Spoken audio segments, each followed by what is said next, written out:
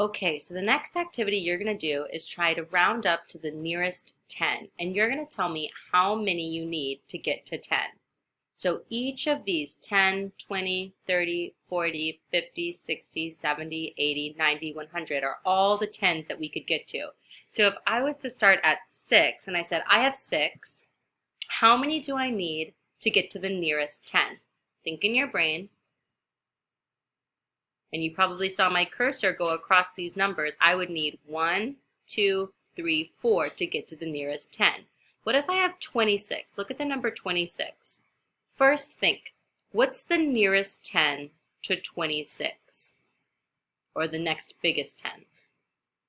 30, that's right. So let's go from 26 to 30 and see how many we need to get to the next 10. 1, 2, 3, 4. What if we go to 36? How many do we need to get to the next 10? We have 36.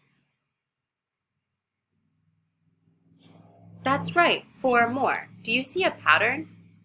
Anything that has a 6 in the ones place, or 6 ones, would need 4 more to get to the next 10.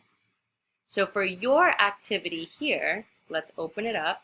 You're going to be finding the next 10 on your slide and how many you would need to get to the next 10. So it's going to look like this.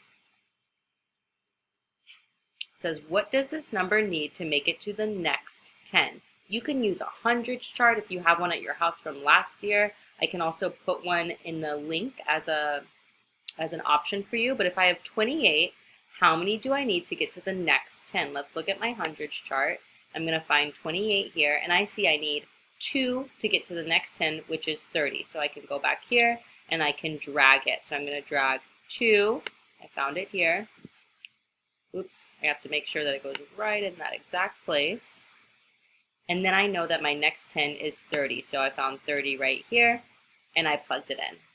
Okay, have fun, and don't forget to use this hundreds chart if you need it.